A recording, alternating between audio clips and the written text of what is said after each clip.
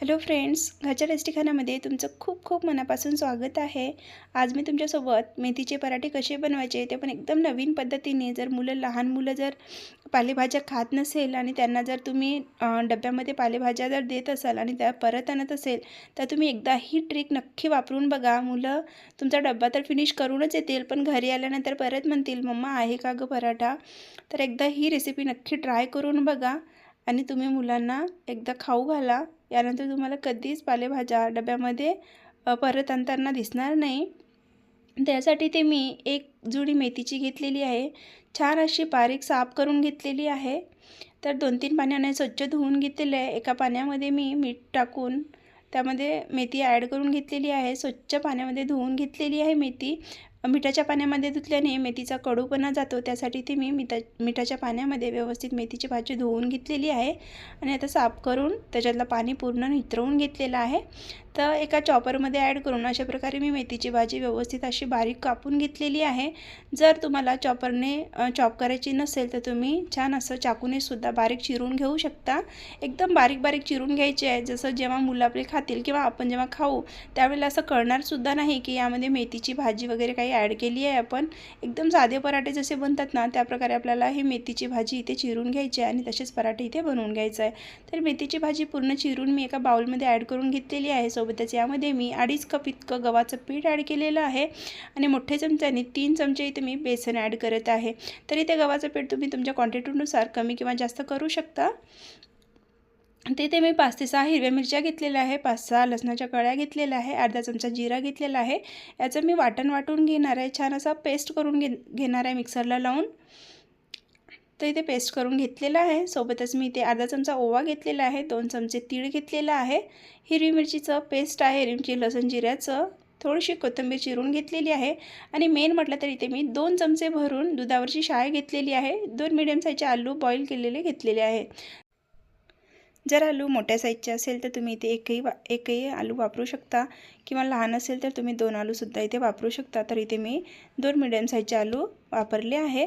दोन्ही आलू इथे मी ग्रेट करून घेतलेले आहे व्यवस्थित। जर तुम्ही हाताने क्रश करून वापरणार तर व्यवस्थित होणार नाही, म्हणून शक्यतो ग्रेट करून वापरायचा आलू इथे।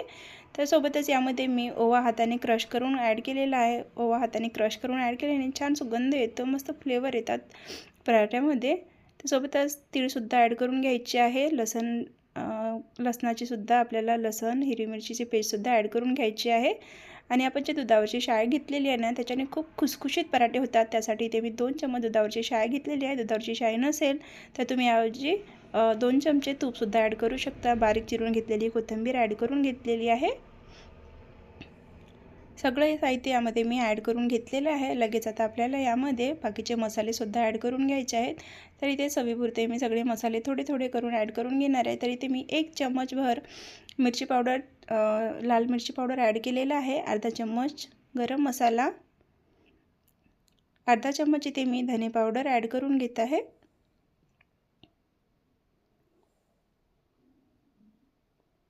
अर्धा चम्मच हळद पावडर।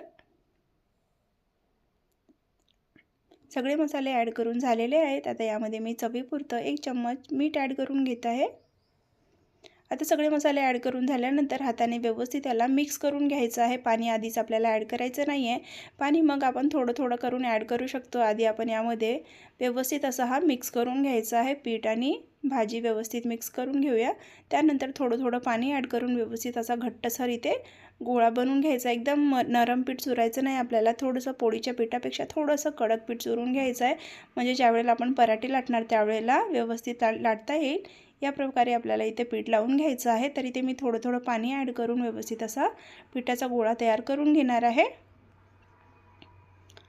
या प्रकारे थोडं थोडं मी इथे पाणी ॲड करून घेत आहे बघा आणि व्यवस्थित असा पीठ लावून घेणार आहे। पीठ लावून तयार झालं आहे आपला, जास्त नरमही नाही आणि खूप कडकही नाही असा पीठ इथे मी लावून घेतलेला आहे।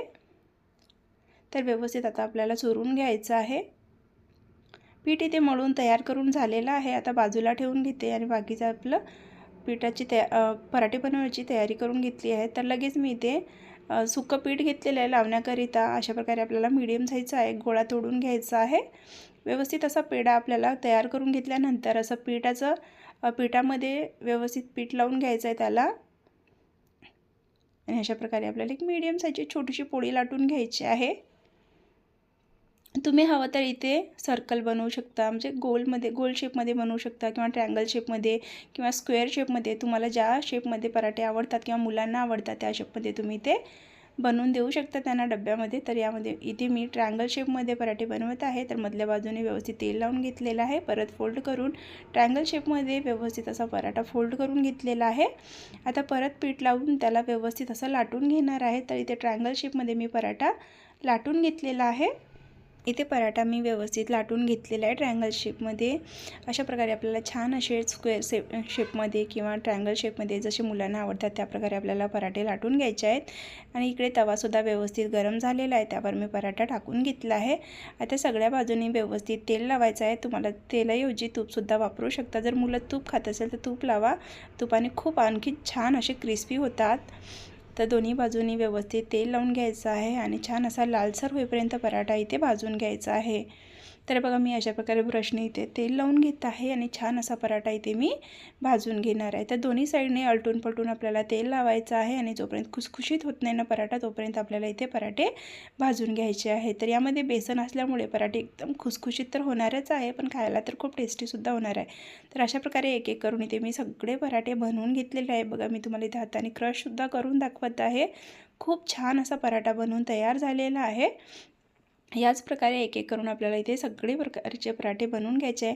तुम्ही याच पराठ्यापासून या पराठ्याच्या मध्ये ज्या वेळेला आपण फोल्ड करतो त्यावेळेला जर तुम्ही थोडंसं लोणचंसुद्धा लावून फोल्ड करून घेतली तर एकदम लोणचंवालासुद्धा पराठा बनवून तयार होतो। सोबतच तुम्ही यामध्ये थोडंसं बटर, गार्लिक आणि थोडीशी चिरून घेतलेली कोथिंबीर जर लावली तर ते सुद्धा पराठे बनवून तयार होतात आणि चवीला अप्रतिम लागतात। एकदा तुम्ही ते सुद्धा ट्राय करून बघा। याच पराठ्यामध्ये मी केले होते, पण मी व्हिडिओमध्ये दाखवू शकले नाही कारण खूप मोठा व्हिडिओ होत होता। तर या प्रकारे मी एक एक करून सगळे पराठे इथे बनवून घेतलेले आहे आणि बघू शकता खूप छान पराठे बनवून तयार झालेले आहेत।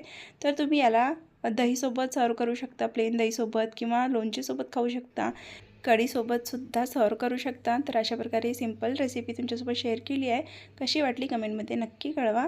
थँक्यू।